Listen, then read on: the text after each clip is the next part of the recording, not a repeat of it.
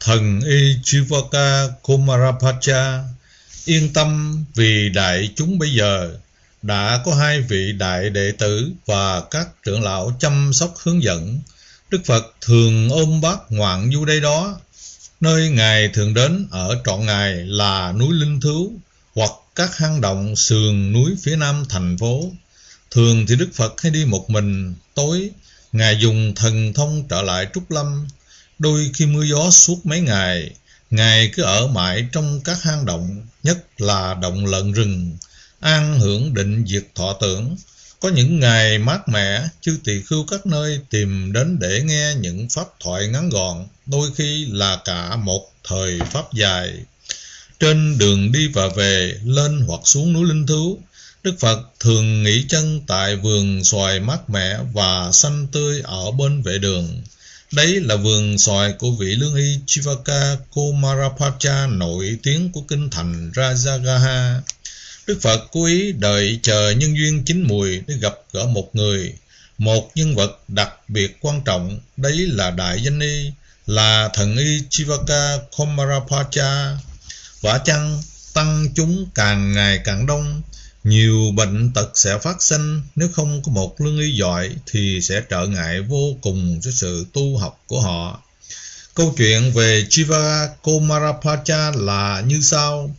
Cách đây hơn 20 năm về trước, tại kinh đô Rajagaha, có một cô kỵ nữ tài sắc vẹn toàn, không biết bao nhiêu là vương tôn công tử quý tộc, say đắm tìm đến cận kề Hoa Nguyệt, cùng thưởng tài nghệ cầm ca của nàng. Giá một đêm phong lưu là 100 đồng tiền vàng Kahapana. Người ta cũng không tiếc. Nàng tên là Salawati. Rồi chuyện gì xảy ra thì nó tự nhiên xảy ra. Thời gian kia cô kỵ nữ có thai, sợ là sẽ bị ế khách. Nàng tìm cách cáo bệnh, trốn mọi người để dưỡng thai nhi. Đủ tháng đủ ngày, một đứa bé trai ra đời. Để cho rảnh tay rảnh chân, cô kỵ nữ đã sai đặt đứa hài nhi trong cái giỏ tre rồi quăng bỏ bên vệ đường. Hôm ấy, hoàng thân Apaya đi chầu vua từ sáng sớm, nhìn thấy một bầy quạ bu quanh chiếc giỏ thành một vòng tròn rất lạ lùng, bèn cho quân hầu đến xem có cái gì ở đấy. Là một đứa trẻ, thưa hoàng thân. Thế nó còn sống hay không? Hoàng thân hỏi. Dạ còn sống, quân hầu trả lời. Sau khi biết là một hài nhi còn đỏ hỏn bị ai bỏ rơi, hoàng thân Apaya tự nghĩ, đứa trẻ này được bầy quạ bảo vệ xung quanh thì quả là không đơn giản. Kiếp trước chắc nó đã từng bảo vệ sự sống cho nhiều người, nên kiếp này dù bị bỏ rơi bên đường vẫn được đàn quạ bảo vệ sự sống. Biết đâu nó là hiện thân của một nhân cách phi phàm. Thế rồi hoàng thân đem về cung, sai vú nuôi chăm sóc tử tế. Nhân thể do quân hầu bảo là còn sống nên ngài đặt tên cho trẻ là Chivaka. Cũng do được hoàng thân Apaya quan tâm nuôi dưỡng nên mọi người gọi là Chivaka Kumarapacha. Lớn lên, Chivaka đặc biệt thông minh, khôn ngoan nhưng ưu tư quá sớm. Nó đọc được từ trong đôi mắt của mọi người, nửa như thương cảm, nửa như kỳ thị. Dường như nó không phải là dòng dõi vương giả, quý tộc. Nó nghi ngờ xuất thân của chính mình. Hôm kia nó đánh bạo hỏi hoàng thân Apaya, ai cũng có mẹ, tại sao con lại không có mẹ? Mẹ con là ai thưa cha? Ta cũng không biết. Hoàng thân Apaya thành thật đáp, nhưng ta rất thương con, ta xem con như con ruột. Thế mình rõ là đứa con hoang. Chivaka buồn rầu tự nghĩ, vậy mình không thể sống mãi trong cung phủ giàu sang quý phái này với sự thương hại của mọi người. Phải tự lập, phải kiếm một nghề để tự mưu sinh. Vài năm sau, mặc dù đang theo học lớp học của hoàng gia, Chivaka không ngớt suy nghĩ để lựa chọn cho mình một nghề nghiệp mưu sinh thích hợp. Duyên đã đến. Chivaka quen biết với một ông thầy thuốc, thường hay đến chữa bệnh cho vương phủ. Vị ấy còn khiêm tốn, nói là mình học nghệ chưa tinh, rồi mách cho Chivaka biết rằng ở phương Bắc cách đây mấy trăm do tuần.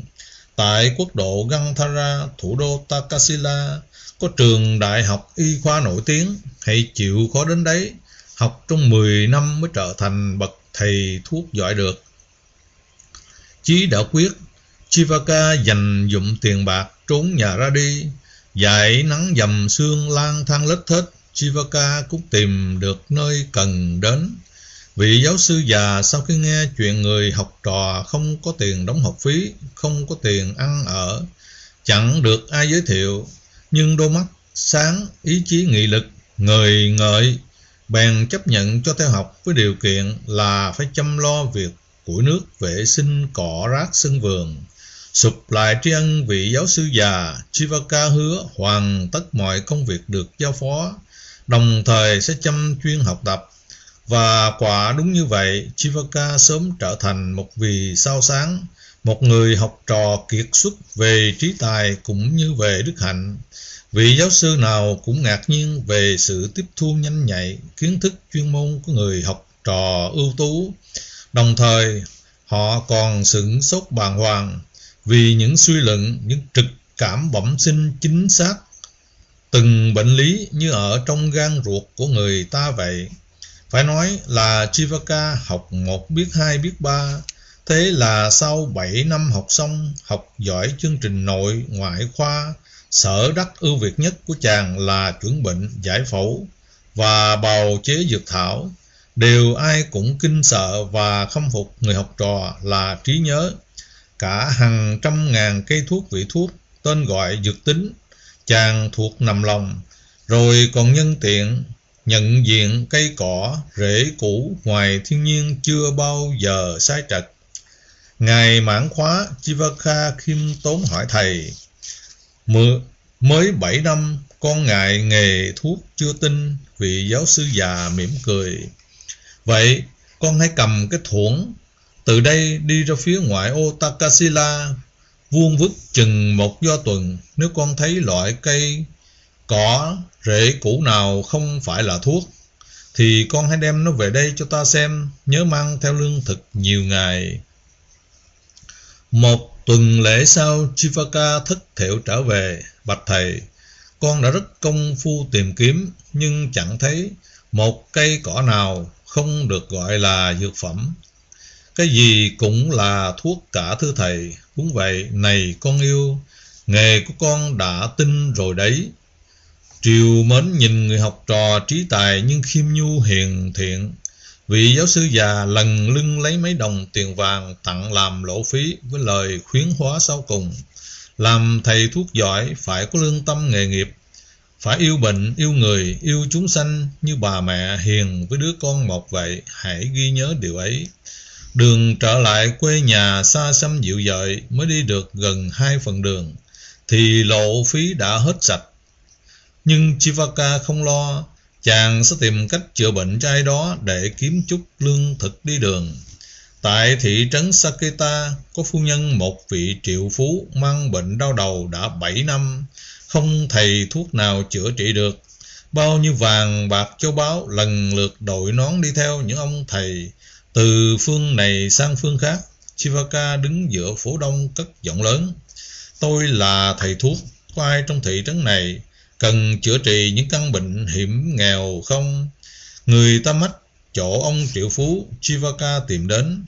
Thấy chàng trẻ quá không ai tin, Sarok Chivaka thuyết phục là hãy chữa bệnh cho lành trước đã, còn tiền bạc chút ít chi đó tính sau. Sau khi quan sát sắc diện bệnh tình cũng vọng văn thiết như trung y vậy, Chivaka chỉ xin một 5-7 muỗng bơ loãng hòa với một số dược thảo mang sẵn, rồi tìm cách đổ vào đường mũi. Thông qua miệng phu nhân, chàng tự tin nói: chứng đau đầu sẽ dịu ngay tức khắc thôi. Phu nhân triệu phú thấy bơ tràn miệng, bèn nhổ bơ ấy vào vật dụng, căn dặn người tới gái: con hãy thu hồi bơ lỏng này bằng cách lọc qua một lớp bông gòn, nó có thể dùng vào để thoa chân hoặc đốt đèn còn được đấy. Chivaka nghe vậy rầu rầu nghĩ bụng: ôi thôi, chẳng nước non gì, cho chí chút bơ bỏ ấy, mà bà này còn cách sử dụng, thiệt là kiết cóp vắt chài ra nước. Mình còn hy vọng gì một chút công lao còm cõi. Bà triệu phú vừa được chữa trị xong, cảm giác cái đầu nhẹ hẳn, sự đau đớn 7 năm trường thoáng chốc đã tiêu tan, cứ ngỡ như giấc mộng sung sướng quá. Bà ngồi dậy, nụ cười rạng rỡ, hết đau đầu rồi, đúng là phước quả 7 đời mới gặp được vị thần y trẻ tuổi này. Quản gia đâu, hãy đền trả công ơn một cách hậu hĩnh, không dám nói là thù lao cho vị ân nhân của chúng ta. Bao nhiêu thưa chủ? 4.000 đồng tiền vàng Mahapanya. Chivaka giật thoát mình tự nghĩ, hóa ra không phải bà ta hà tiện, quả mình đã hiểu lầm. Các bậc triệu phú họ thường tiết kiệm, nhưng khi cần họ rất hào phóng rộng rãi nữa là khác. Sau đó cả nhà vui mừng đổ số lại, con trai con dâu cảm kích, vét hết tiền tích cóp để dành, biếu thêm 8.000, mừng cho mẹ mình đã lành bệnh. Ông triệu phú hệ hả, thưởng 4.000, tặng thêm một chiếc xe ngựa, một tớ trai một tớ gái nữa để trả công lao trời biển. Về đến vương phủ, việc đầu tiên chàng tìm gặp hoàng thân Apaya, xin ông tha thứ cho lỗi lầm là bỏ đi mà không xin phép. Lý do là muốn tự lập mưu sinh. Rồi chàng kể lại sự chăm chuyên học tập trong 7 năm qua, những gian lao khổ nhọc như thế nào. Và đây là thành quả của con thưa cha. Chivaka gật đầu nói, con đã chữa trị được một căn bệnh hiểm nghèo chỉ với một chút bơ và một ít thuốc bột con đã tự pha chế. Phần thưởng của gia chủ 16.000 đồng tiền vàng Mahakapanya, chiếc xe ngựa, tớ trai tớ gái, con xin dâng hết cho cha như là lòng thành sám hối. Hoàng thân Apaya không những không chấp mà còn thành thật mừng vui cho chàng. Ông nói, con đã thật sự khôn lớn trưởng thành. Này Chivaka, ta đã tha thứ cho con rồi. Con hãy sử dụng số tiền vàng ấy để mua một khu vườn, làm một căn nhà, sau đó dùng nghề nghiệp chân chánh của mình để giúp đời cứu người.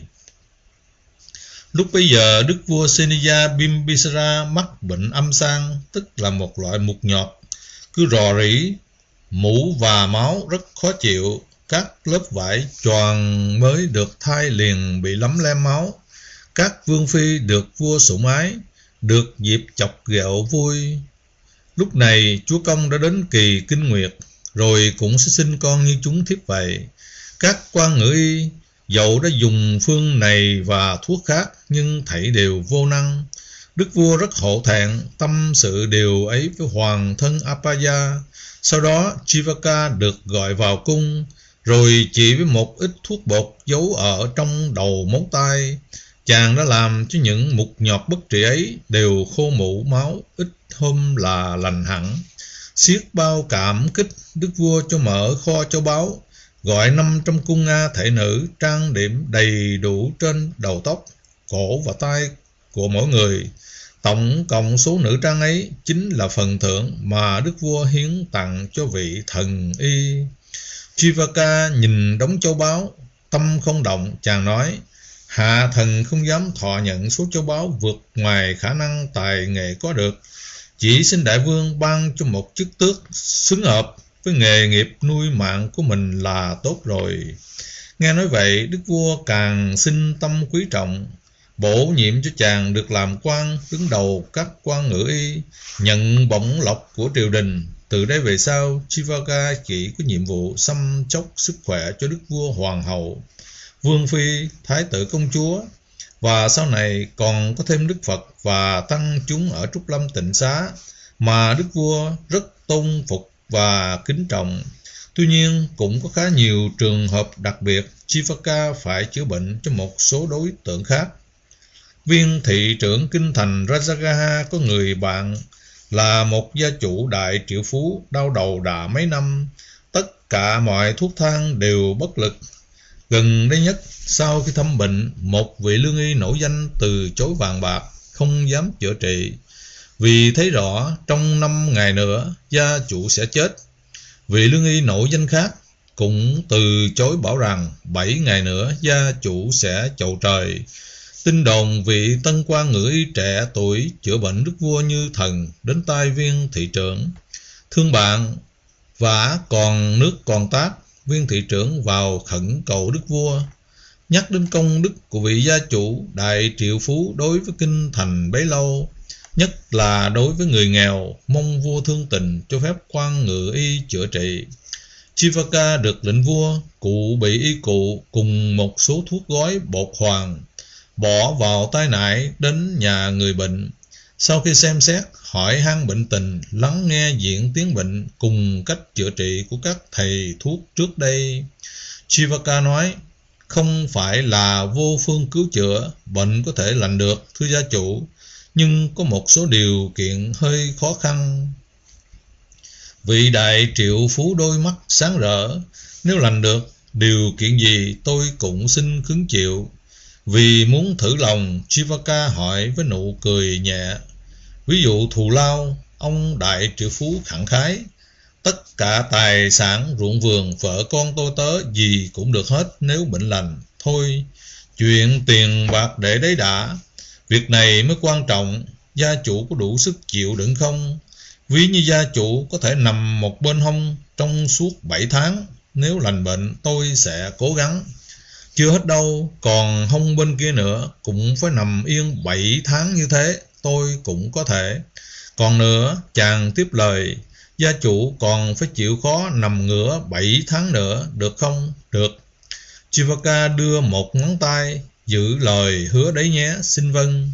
Giao kèo cam kết như vậy xong, Chivaka mời tất cả mọi người ra ngoài, chỉ giữ lại người con trai của gia chủ, nhờ lấy dây cột chặt chân tay người bệnh xuống giường. Sau khi cho bệnh nhân uống một loại thuốc chống giảm đau, Chivaka lấy y cụ gồm dao, kéo, kim chỉ, sát trùng bằng những loại thuốc.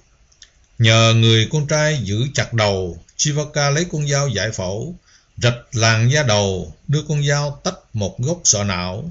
Do máu chảy, chàng gãy một đầu móng tay, một loại phấn vàng bay ra cầm máu tức khắc. Lấy cây kim nâng vỏ não, nhìn sâu vào phía bên trong, chàng lấy một cây kim khác, nhọn và dài, lần lượt gấp ra 2 con sâu lăn tăn, một to một nhỏ, rất thiện xảo, rất nhanh nhạy. Chivaka cho khép lại mảnh sọ, bôi vào đấy một loại thuốc mỡ, lật làn da đầu trở lại y cũ, rồi lấy kim chỉ khâu vết thương lại, bôi thêm một lần thuốc mỡ nữa. Tay rửa máu me xong, chàng lấy cây kim nhỏ chỉ vào con trùng lớn nói: bậc danh y thứ nhất nói gia chủ 5 ngày nữa sẽ chết. Vị ấy đã nói đúng, vì con trùng lớn này 5 ngày nữa là nó sẽ đục khoét vào tận trung khu não bộ. Rồi chàng chỉ vào con trùng nhỏ hơn nói tiếp: bậc danh y thứ hai nói 7 ngày nữa gia chủ sẽ quy tiên, cũng đúng, vì con trùng nhỏ này 7 ngày nữa sẽ ăn tới tâm não. Mọi người được phép vào thăm. Sau khi thấy nghe mọi sự, ai cũng kinh dị. Có người hỏi: thầy có biết tại sao có 2 con trùng nằm trong não? Chivaka nói: cách đây chừng 4 năm, có lần ông đại triệu phú cưỡi ngựa bị té, đầu va đập vào chân ngựa, có 2 con trùng từ nơi lông ngựa bám vào chân tóc, rồi chúng đi lần vào bên trong, xuyên vỏ não, rồi ăn dần vào não. Đây là trường hợp hy hữu. Đúng thế, con trai triệu phú xác nhận. Sau lần té ấy, non 1 tháng sau là cha tôi mắc chứng bệnh đau đầu. Chivaka giải thích: bệnh gia tăng chậm, nhưng càng theo thời gian càng đau nhức dữ dội, vì càng lúc càng đi sâu vào não. Đúng thế, con trai triệu phú lại gật đầu. Đến năm thứ 4 thì dường như không còn chịu nổi. Chivaka đều tiếp: mỗi tháng chỉ có 8 lần đau. Vì nửa tuần trăng, mỗi con trùng chỉ ăn 2 lần no, sau đó chúng nằm ngủ. Khi chúng ngủ thì bệnh nhân yên hàng vô sự. Mọi người kính phục quá tán thán: ôi, đúng là thần y xuất hiện trên đời. Bệnh nhân đang nằm ngủ yên, người quay về phía hông mặt. Chivaka báo mọi người trong gia đình phải làm sao giữ yên tư thế nằm này trong 7 ngày mới lành bệnh được. Chỉ nên cho ăn cháo gạo lứt loãng và muối trộn mè đen cùng với số thuốc tôi đã bào chế sẵn. Chivaka chào mọi người ra về. 7 ngày sau, chàng trở lại thăm bệnh nhân.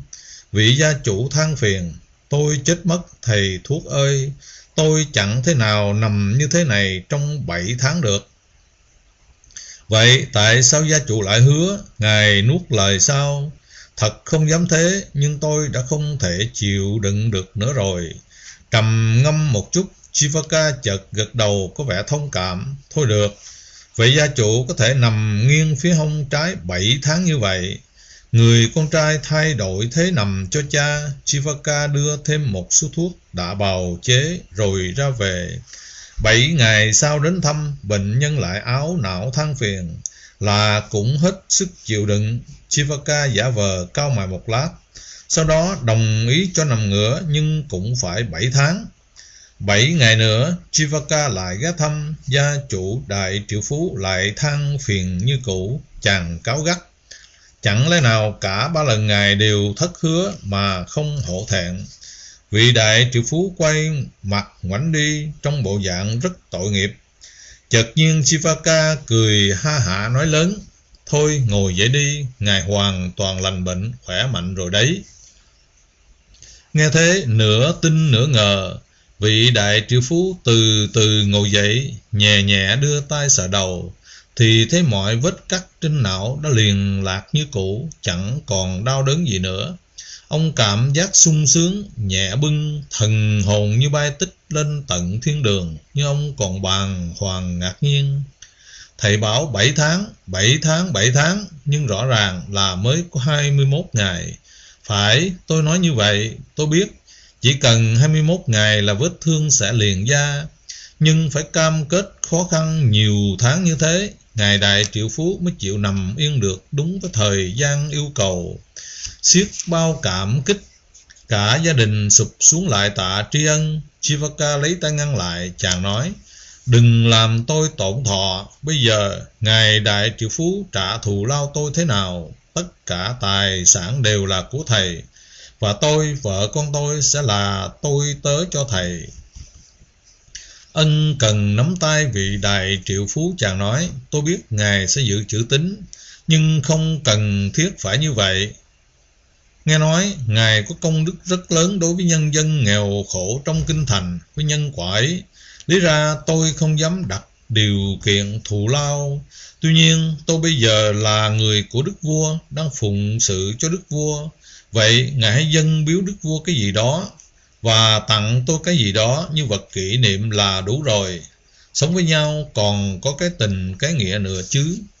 Cả nhà cảm động đến nghẹn ngào rưng lệ. Sau đó, để biểu tỏ tấm lòng với vị vua nhân đức, cũng như với chàng trai tốt bụng, vị đại triệu phú bắt ép chàng phải nhận 100.000 đồng tiền vàng Kahapanya, và đức vua cũng bằng chừng ấy ngân lượng. Thế là danh tiếng của vị thần y tràn qua các vương quốc tiểu quốc.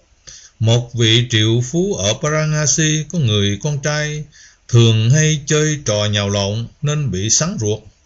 Suốt một thời gian dài không thể nuốt vào một chút cháo một chút nước, lại còn bí cả đường đại tiểu tiện. Nhìn đứa con trai xanh xao gầy ốm, chỉ còn trơ xương, chết dần chết mòn.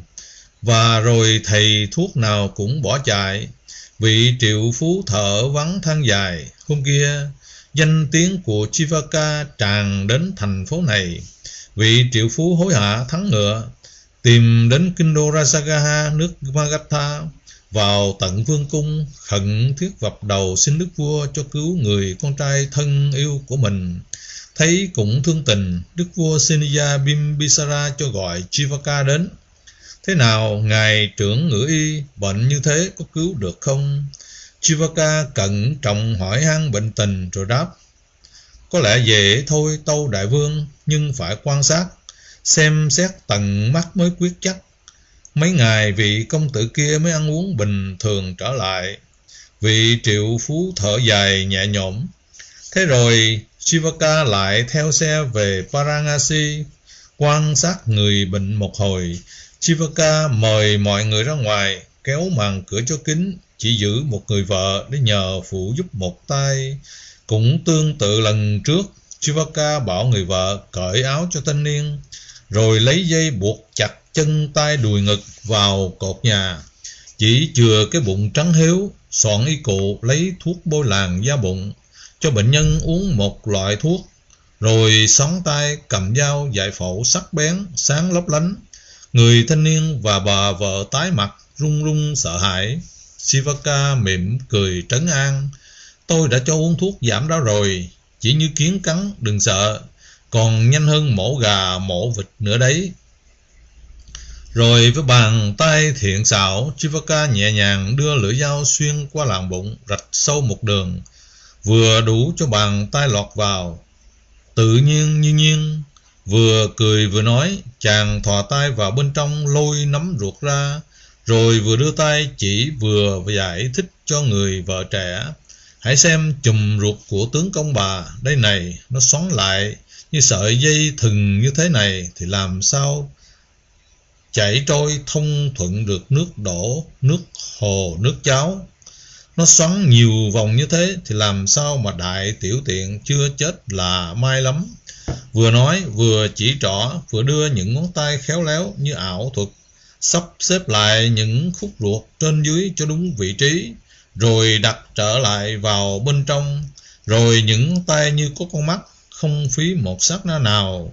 Chàng lấy kim chỉ khâu vết thương lại, bôi một lớp thuốc bỏ bên ngoài, lau máu, lau tay sạch sẽ. Xong rồi đấy, chàng nói, nhờ bà chị làm phiền cởi dây trói, mặc áo lại cho công tử. Khi mọi người được phép vào thăm thì Chivaka đã đặt cho thanh niên nằm yên trên giường. Chàng nói, phải được giữ yên thế này, quan trọng nhất là vị trí cái bụng, đừng cho xê dịch. Chỉ nên cho ăn cháo loãng 3 ngày, cháo đặc 3 ngày, ngày thứ 7 ăn cơm được. Và như thế có nghĩa là có thể trở lại sinh hoạt bình thường. Còn cái trò chơi lộn nhào kia thì khuyên công tử phải bỏ hẳn đi, tái phạm tôi không cứu. Rồi chẳng khách sáo gì, Chivaka nhận lãnh 16.000 đồng tiền vàng, về lại kinh đô với công việc cũ của mình. Và còn nữa, không biết bao nhiêu huyền thoại, giai thoại, truyền thuyết về ông quan ngựa y Chivaka. Đôi khi biết là tính mạng mình bị đe dọa mà chàng cũng cứ cứu người, như trường hợp sau đây. Đức vua Pajota nước Ujjaini nổi tiếng độc ác bạo tàn, bị bệnh vàng da, nhưng các quan ngựa y bó tay bất lực. Phần thưởng nghìn vàng vẫn treo lơ lửng ở đấy, nhưng chẳng có danh y nào dám thò tay nắm lấy. Danh tiếng thần y Chivaka Kumarapacha hôm kia bay đến tai vua với lễ vật trọng hậu. Một đoàn sứ giả thắng xe mã lên đường, bệ kiến đức vua Seniya Bimbisara, quỳ lại khẩn thiết xin cho quan ngựa y cứu đức vua của họ. Đức vua Seniya Bimbisara lặng lặng không hứa cả điều gì, sau đó hẹn 3 ngày sẽ trả lời. Gọi Chivaka đến, vua hỏi, học thuốc khanh tâm đắc y thuật hay y đạo? Nghe câu hỏi nặng tợ ngàn cân, Chivaka giật thoát mình. Tuy nhiên chàng trấn tĩnh rất nhanh. Tâu đại vương, thuật hay đạo cũng đều là y cả. Sở dĩ gọi thuật là vì phải dùng phương, dùng thuốc để đối trị. Bổ tả hay công phu tùy nguyên nhân bệnh lý, cơ địa mùa tiết. Nói cách khác, thuật nó biến hóa vô cùng, vô biên giới, nhưng đều gặp một điểm là sử dụng ngoại công để trị liệu. Thế còn đạo là tự mình cứu mình, tự mình chữa trị cho mình, không dùng ngoại công, chỉ sử dụng nội công nội thủ.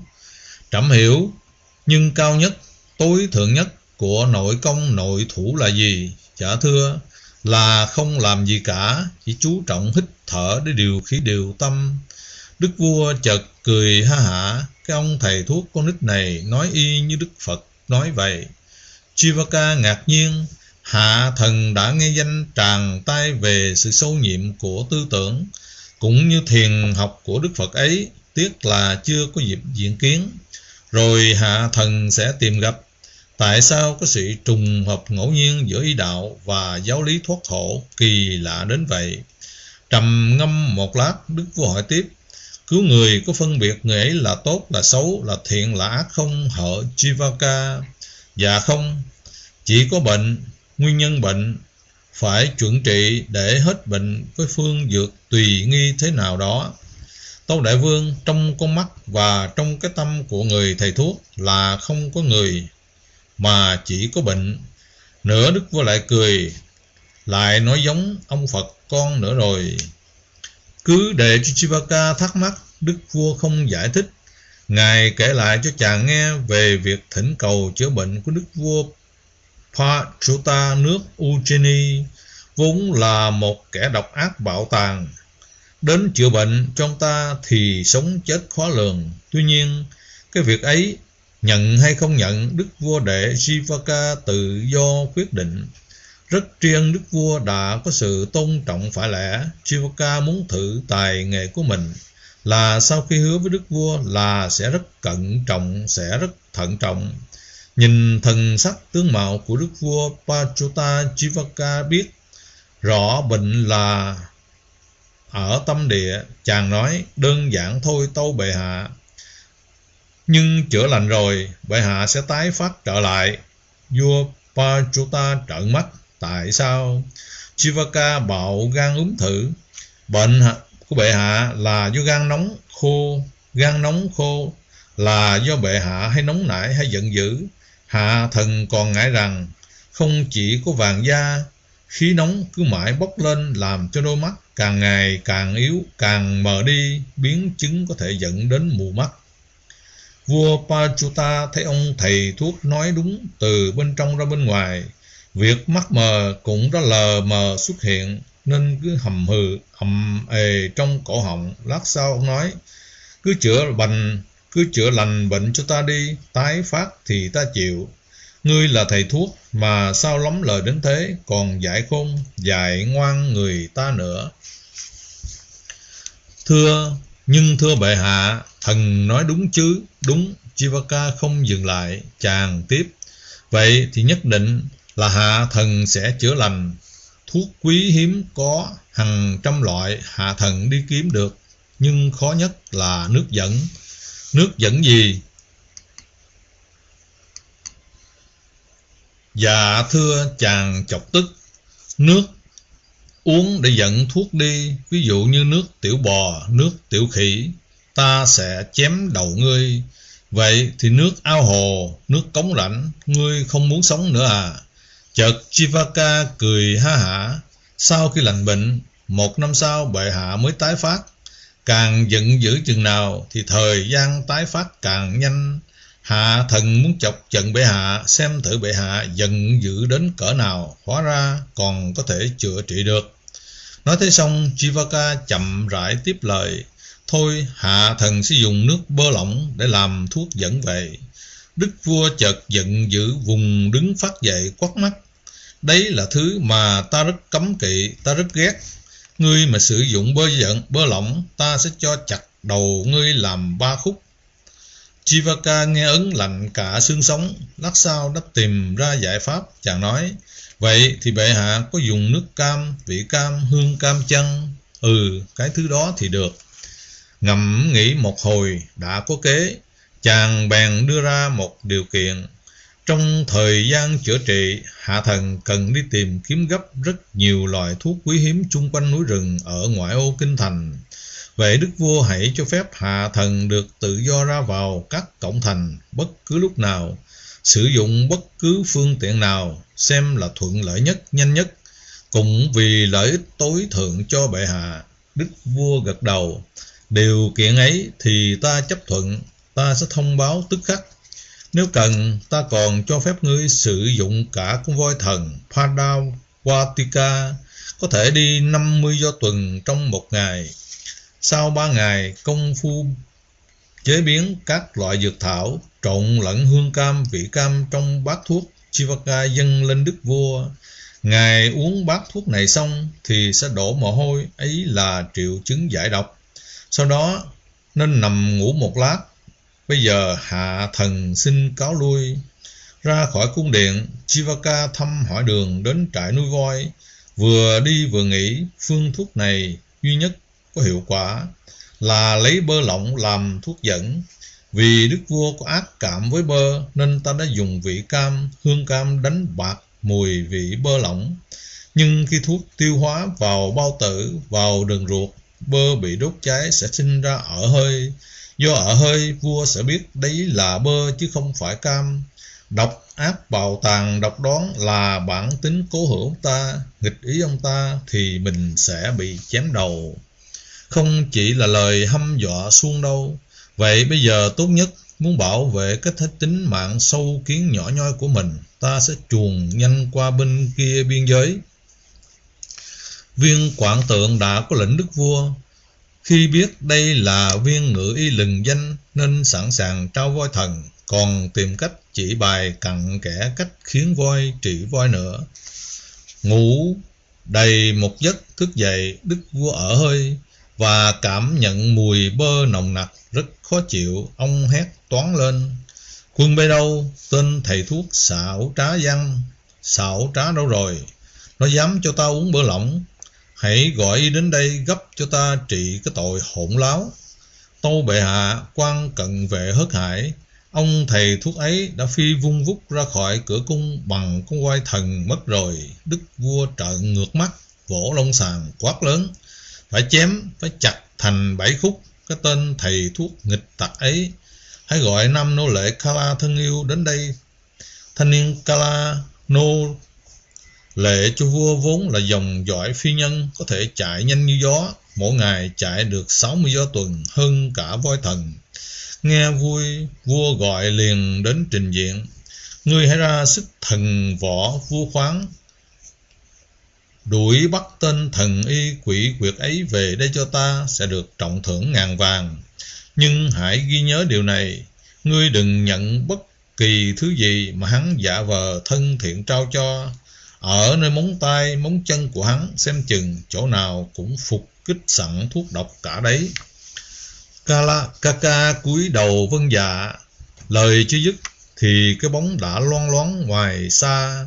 Rồi sau đó đôi chân thoăn thoắt của hắn dường như lướt trên đầu cỏ.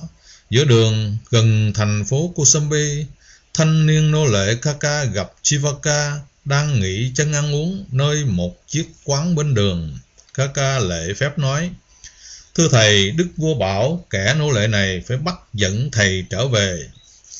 Chivaka đã nghe danh nô lệ, biết sự việc gây cấn rồi, nhưng chàng phớt lờ như không có chuyện gì. Ta biết, nhưng này chú em, hãy chờ ta ăn chút gì đã chứ, chú em cũng ăn đi. Kaka thật thà, kẻ nô lệ này không được phép thọ nhận bất kỳ thứ gì từ nơi ông thầy thuốc cả. Lúc ấy Chivaka đã ăn xong, rồi rất nhanh, rất thiện xảo, chàng gãy nhẹ móng tay. Thế là một ít bột thuốc nâu vàng đã bay sang trái cây Amalaka. Chàng cầm một trái cây ăn và uống nước. Chú em cũng ăn trái cây và uống nước rồi hẳn lên đường. Thanh niên nô lệ Kaka chất phát suy nghĩ: Thầy thuốc không trao gì, ta không nhận gì, chỉ ăn trái cây trên bàn và uống nước. Việc này chẳng có gì là sai trái cả. Bèn vô tư thò tay cầm một trái, vừa cắn một miếng, vừa nhai một tí. Nô lệ Kaka đã xây sẩm mặt mày, tay chân bủn rủn, mất hết khí lực. Y ngây dại đưa mắt nhìn Vaka, nói thều thào: Kẻ nô lệ này còn có được mạng sống không thưa thầy? Chivaka vỗ vai hắn, thân mật mỉm cười: Chú em là người tốt, ta không hại mạng sống của chú em đâu. Thuốc này chỉ để chú em thông thả ngồi đây chơi mấy khắc thời gian thôi, đủ để ta qua khỏi bên kia biên giới. Sau khi cử động chân tay được rồi, chú em hãy ăn một bụng no, khỏi phải trả tiền cho chủ quán. Con voi ta cũng đã cho ăn phình bụng, hãy mang nó về trả lại cho đức vua. Ta cũng nhờ chú em nói lại với ông vua rằng tên thầy thuốc xảo quyệt Chivaka luôn luôn đầy sẵn một bụng mưu ma trước quỷ. để đối phó với quỷ ma hung dữ, nhưng hắn chưa hại ai, hắn chữa bệnh như thần. Thế rồi sau khi an toàn về lại Rajagaha, Chivaka kể lại mọi chuyện cho đức vua Seniya Bimbisara nghe. Ngài cười ha hả: tuyệt lắm này Chivaka, mưu kế ấy là tuyệt lắm, đáng ghét thay cái loại người độc ác. Vua chợt ngẫm ngợi rồi tò mò hỏi: nhưng bát thuốc đánh tráo hương, đánh tráo vị ấy, cái tên vua xấu xa đê tiện kia có lành bệnh chăng? Chắc chắn chứ, lành hẳn chứ tâu bệ hạ hiền đức. Thần đã nói là chỉ thấy bệnh, không thấy người kia mà. Mấy ngày sau, bệnh vàng da của đức vua đã đổi sắc, ngày một hồng hào, ăn ngon ngủ khỏe. Đức vua vô cùng tri ân ông thầy thuốc giả hoạt cứng đầu, nhiều mưu kế, nhiều thủ đoạn khó lường. Nói chung là giỏi, rất giỏi, đáng khâm phục, đáng ngưỡng mộ. Càng nghĩ đến mưu trước quỷ quyệt của Chivaka, đức vua càng khoái. Ông tức tốc sai sứ giả đến gặp Chivaka nhắn rằng: hãy đến Ujjaini để được trọng thưởng. Thôi đi, Chivaka đáp: ta nguyền rủa đức vua vô ơn của các ông. Nếu còn hung dữ độc ác bạo tàn là ông ta tự giết mình đấy, ta không cứu chữa nữa đâu. Thế đấy, đại lược con người Chivaka là như vậy đấy, thật xứng đáng bước vào giáo pháp của Đức Tôn Sư. Riêng Chivaka Kumarabhacha thì nghe danh Đức Phật đã lâu qua cửa miệng của Đức Vua Triều Thần, cũng như các bậc thức giả quần chúng, nên chàng rất kính trọng, rất ngưỡng mộ, nhưng chưa có dịp hội diện Ngài. Chàng rất tâm đắc ở chỗ Đức Phật đã thuyết một loại pháp, nghe nói là do Ngài đọc sáng, chứ hề có mang tư tưởng trong các giáo phái truyền thống, gần đúng như nghề nghiệp của chàng. Nêu ra thực trạng của bệnh khổ, nguyên nhân của bệnh khổ, sự chấm dứt bệnh khổ và phương thuốc chữa trị bệnh khổ. Như vậy, chính Đức Phật là một vị đại lương y chữa trị bệnh tâm thâm căn cú đế của chúng sinh. Mới đây, sau khi chữa lành bệnh âm sang cho đức vua, Chivaka được Ngài chỉ định chăm sóc sức khỏe cho Đức Phật và tăng chúng. Vậy Chivaka Kumarabhacha cần ý kiến Ngài để vấn nghi về một vài điều còn thắc mắc trước khi nhận thêm nhiệm vụ mới. Hôm đó nhân duyên đã đến, Chivaka Kumarabhacha gặp được Đức Phật ngay chính nơi vườn xoài của mình. Đảnh lễ Ngài xong, chàng hỏi: bạch Đức Thế Tôn, nội dung giáo pháp thoát khổ của Ngài tôi chưa có thì giờ, chưa dám hỏi đến. Tôi chỉ hỏi cái ngoài rìa, nó như sau. Tôi nghe khá nhiều tin đồn đại, loan truyền, không được hay cho giáo pháp, rằng là nhiều súc vật đã bị giết vì Ngài. Và Sa môn Gotama tuy biết thế, vẫn dùng các loại thịt được giết vì mình và được làm cho mình. Chẳng hai điều ấy có đúng chăng? Này Chivaka Kumarabhacha, ai nói vậy là như không chân, không như thực.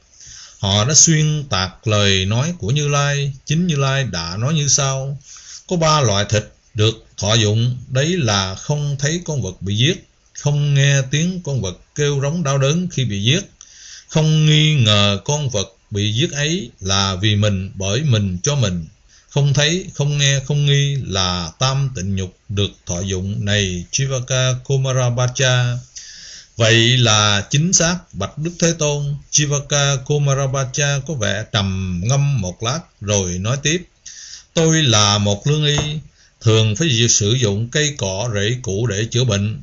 Thảo mộc chúng cũng có sự sống, nhưng tôi từng tâm nguyện rằng khi làm như vậy là tôi không hại mình, không hại người, không hại cả hai. Đúng vậy, này Chivaka Kumarabhacha, Như Lai và đệ tử Như Lai cũng bảo vệ nguồn nước, cây lá và cỏ xanh. Một vị tỳ khưu sống đúng pháp và luật thì phải biết tôn trọng sự sống của muôn loài. Do vậy, họ không được đào, cuốc, bẻ cây chặt cành. Dù mầm sống nhỏ nhoi của một hạt cỏ, một vi sinh cũng không được xâm hại. Ngoài ra, ông cũng còn thấy rõ sự quan trọng của sự khởi tâm lúc hành động. Và tốt hay xấu, lỗi lầm hoặc không lỗi lầm, nó nằm nơi chỗ tư tác, chú ý, cố ý. Thế Tôn đã rất hiểu ý của tôi. Chivaka Kumarabhaja nói, tôi chỉ nghĩ đến việc cứu người. Đức Phật mỉm cười nhìn vị lương y trẻ tuổi ra chiều thân thiện. Là vị thầy chữa bệnh nhân, là thầy chữa bệnh thân. Ông chú trọng nơi chỗ khởi tâm trong khi hành động. Như Lai là vị thầy chữa bệnh tâm cho chúng sanh, nên Như Lai phải khởi tâm ba thời, trước khi, trong khi và sau khi đó nữa. Này Chivaka Kumarabhaja. Chàng lương y có vẻ ngạc nhiên. Xin Đức Thế Tôn cho tôi được nghe cao kiến. Này Chivaka Kumarabhaja, Như Lai và đệ tử Như Lai sống dựa vào một ngôi làng, một ngôi rừng, một thị trấn hay thành phố nào thì luôn biến mãn một phương, nhiều phương với tâm từ, tâm bi, tâm hỷ, tâm xả quảng đại, vô biên, không hận, không sân. Thế rồi khi đêm đã qua, mặt trời lên, Như Lai và đệ tử Như Lai với trạng thái tâm vô lượng ấy đi trì bình khất thực, bình đẳng, tuần tự trước cửa mọi nhà, rỗng rang tự tại, không hận không sân, không hại mình, không hại người, không hại cả hai. Đấy được gọi là khởi tâm trước khi. Ông có hiểu không? Này Chivaka, tôi hiểu, thật là tuyệt vời. Vậy còn trong khi thì như thế nào, thưa Đức Thế Tôn? Như Lai và đệ tử Như Lai trong khi thọ thực không hề nghĩ đến vật thực ngon bổ hoặc không ngon không bổ, không cầu mong vật thực như thế này hoặc như thế khác, không tham đắm, không đam mê, không chấp trước, còn thấy rõ vị ngọt, sự nguy hại và ý thức rõ rệt sự xuất ly chúng nữa. Trong khi thọ thực với tâm như thế, vị tỳ khưu không hại mình, không hại người, không hại cả hai, có phải vậy không? Này Chivaka Kumarabhaja, quả thật là minh nhiên, bạch Đức Thế Tôn.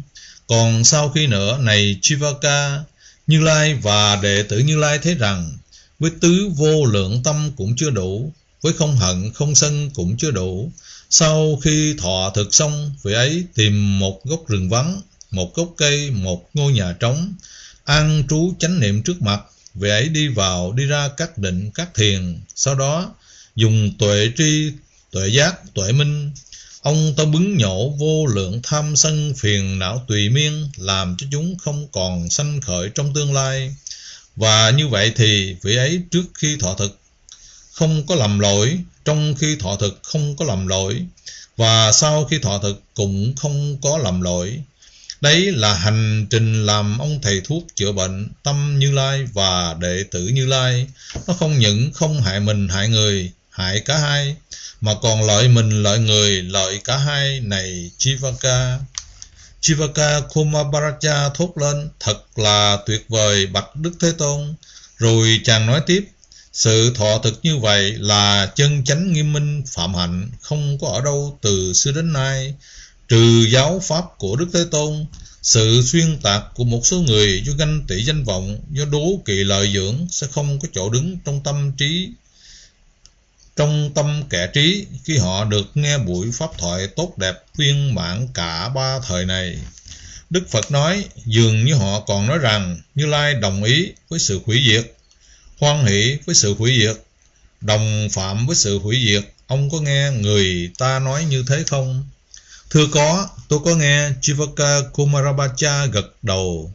Tôi thì hủy diệt chúng sanh vô tình, hoặc được phép vào tội danh hoan hỷ, đồng ý và đồng phạm. Đức Thế Tôn thì hủy diệt chúng hữu tình, cũng bị ghép vào tội danh hoan hỷ, đồng ý và đồng phạm như thế. Thế ông có thấy mình có tội không Chivaka? Dạ thưa không, bạch Đức Thế Tôn. Chỉ những ai khởi tâm cố ý hủy diệt, người ấy mới có tội. Cũng vậy, này Chivaka Kumarabhaja, có 5 phi công đức, 5 nguyên nhân tạo tội mà người cư sĩ tại gia, những người cúng dường vật thực đến Như Lai và đệ tử Như Lai phải nên thấy rõ biết rõ. Hãy dắt con thú này đi, đấy là khởi tâm có tội, là phi công đức thứ nhất. Khi con thú bị dẫn đi đến nơi lò mổ, nó bị kéo lôi, bị trầy cổ, nó sợ hãi, nhưng lòng người ta vẫn lạnh lùng sắt đá, đấy là nguyên nhân, là phi công đức thứ hai. Hãy giết mổ con thú này, đấy là khởi tâm có tội, là nguyên nhân, là phi công đức thứ ba. Khi con thú bị giết, nó quằn quại, nó kêu rống, nó cảm thọ đau đớn với lệ máu, nhưng người ta vẫn nhận tâm thọc huyết xẻ thịt, đấy là nguyên nhân, là phi công đức thứ tư. Sau khi tích lũy 4 nguyên nhân có tội ấy, 4 phi công đức ấy, người tại gia cư sĩ cúng dường món ăn ấy đến cho Như Lai và đệ tử của Như Lai, chính là nguyên nhân, là phi công đức thứ năm. Này Chivaka Kumarabhaja, Như Lai không có hoan hỷ, không có tán đồng, không có chủ trương, không có khuyến khích những vật thực cúng dường nằm trong 5 loại phi công đức ấy. Cúng dường như vậy là phi pháp, không đúng với chánh pháp. Còn như thế này nữa, Chivaka, trong thế gian tương đối với 4 giai cấp, có lợi dưỡng khác nhau, quan niệm khác nhau, có thói quen khác nhau về vật thực. Ví như giai cấp Bà La Môn chủ trương dùng ngũ cốc, rau trái hoa quả. Giai cấp Sát Đế Lị chỉ thích dùng các loại thịt tươi sống ngon bổ, rau trái quả thượng phẩm. Giai cấp Vệ Xá có khá đông người giàu có, họ thọ dụng các loại thịt, rau trái cũng không thua gì quý tộc. Riêng giai cấp Thủ Đà La thì không có khả năng chọn lựa, cái gì rẻ dễ kiếm thì dùng. Còn Chiên Đà La thì thức ăn vật uống của họ chỉ để mà tồn tại. Như Lai và đệ tử của Như Lai khi trì bình khất thực phải giữ tâm bình đẳng trước mọi giai cấp, trước mọi nhà, không kể giàu nghèo sang hèn. Và chính vật thực kiếm được trong chiếc bát thường đủ đại biểu cho mọi giai cấp trong xã hội. Ông nghĩ thế nào này Chivaka? Giáo pháp của Như Lai vì muốn giữ tâm bình đẳng, thực hiện giáo pháp trung đạo, lấy giới luật làm thành trì, lấy tâm ô nhiễm hoặc không ô nhiễm làm thước đo, lấy mục đích giác ngộ giải thoát làm cứu cánh, thì có nên đặt vấn đề chọn lựa hay không chọn lựa? Hỏi tức là đã trả lời. Do vậy Như Lai chỉ cho phép chư tỳ khưu tùy nghi thọ dụng rau trái, hoa quả ngũ cốc, tùy nghi thọ dụng 3 loại thịt thanh tịnh, không thấy con vật bị giết, không nghe tiếng con vật bị giết, không nghi con vật bị giết ấy là do mình. Như vậy Như Lai không rơi vào cực đoan này, không rơi vào cực đoan kia. Này Chivaka Kumarabhaja, cảm phục xiết bao lời dạy sáng tỏ đầu đuôi, thấy rõ gốc ngọn vấn đề của Đức Phật. Lương y Chivaka Kumarabhaja quỳ 5 vóc sát đất, xin được quy làm đệ tử, bắt đầu học tập bổn phận người cư sĩ tại gia. Và việc đầu tiên là chàng hoan hỷ cúng dường vườn xoài của mình để Đức Phật và tăng chúng tùy nghi sử dụng. Vài ba lần về sau, mặc dầu công việc ở hoàng cung khá bận rộn, Lương y Chivaka vẫn thu xếp được thời gian viếng thăm Trúc Lâm, nghe pháp và quan sát sinh hoạt của tăng chúng. Trong vài lần đàm đạo với Đức Phật về sức khỏe chung của chư tăng, Chivaka nói rằng đời sống hành thiền nhiều dễ phát sanh một số bệnh liên hệ do khí huyết thiếu lưu thông. Chàng mang đến một số dầu thoa bóp, thuốc nhuận trường và hướng dẫn chư tăng cách bấm một số huyệt trên cơ thể để ai cũng có thể tự chữa cho mình khi nhức đầu, sổ mũi, mỏi vai, đau lưng. Ngoài ra nước cốt trái cây và dùng nhiều rau quả tươi xanh sẽ tốt cho cơ thể. Chàng còn đề nghị Đức Phật cho chư tăng tập thể dục một số động tác Hatha Yoga như Sariputta đã từng chủ trương, làm việc nhẹ về tay chân, tắm suối nước nóng ở xung quanh Trúc Lâm và rải rác ngọn đồi Rajagaha có khá nhiều suối nước nóng. Về mùa lạnh không nên tắm ở ngoài trời, phải tắm ở trong lều có sưởi ấm. Thấy ý tưởng một bệnh xá tại mỗi nơi tu viện, Chivaka Kumarabhaja rất hoan nghênh. Ông hứa cung cấp thuốc men và cho thêm một số lương y đến phụ trách